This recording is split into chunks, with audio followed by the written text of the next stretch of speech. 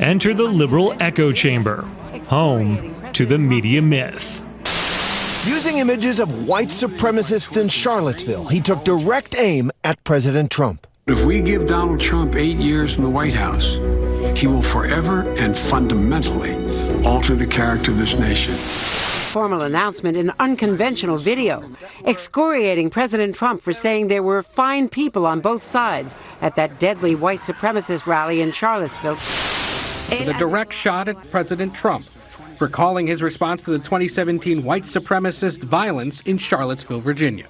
He said there were, quote, some very fine people on both sides. That's why today I'm announcing my candidacy for President of the United States. So did Joe Biden base his decision to run for president on a media myth, a deceit placed in the echo chamber of the media, promoting a certain version of Trump's comments on events in Charlottesville, Virginia in 2017?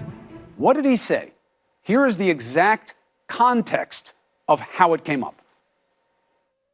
Neo-Nazis started this. They showed up in Charlottesville. They showed up in Charlottesville to protest. Excuse me, they didn't put themselves down as neo-Nazis. And you had some very bad people in that group. But you also had people that were very fine people on both sides. Now, that's how it came up, all right? It was about the violence that happened in Charlottesville. That's the truth. There is no other version of this conversation that is more accurate. Except maybe the complete answer. Neo-Nazis started this. They showed up in Charlottesville. They showed up in Charlottesville to protest. Excuse me, they didn't put themselves down as neo-Nazis. And you had some very bad people in that group. But you also had people that were very fine people on both sides. You had people in that group, excuse me, I saw the same pictures as you did. You had people in that group that were there to protest the taking down of, to them, a very, very important statue and the renaming of a park from Robert E. Lee to another name. The media and certain politicians like to portray that Trump's very fine people on both sides comments were intended to include neo-Nazis, but they don't like showing the many times he clearly states that that's not whom he was talking about.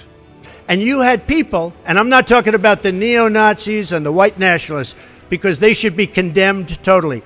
But you had many people in that group other than neo-Nazis and white nationalists, okay?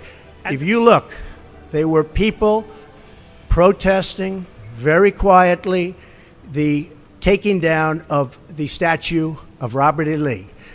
I'm sure in that group there were some bad ones. The following day it looked like they had some rough, bad people, neo-Nazis, white nationalists, whatever you want to call them. But you had a lot of people in that group that were there to innocently protest.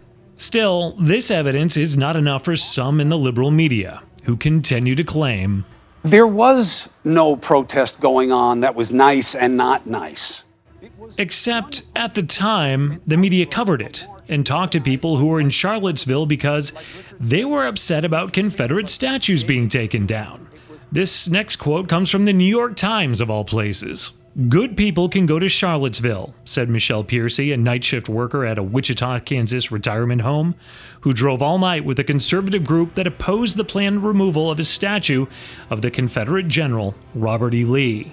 After listening to Mr. Trump on Tuesday, she said it was if he had channeled her and her friends, all gun-loving defenders of free speech, she said, who had no interest in standing with Nazis or white supremacists. It's almost like he talked to one of our people. It's too bad the liberal media on the whole didn't talk to more people instead of perpetuating a divisive falsehood.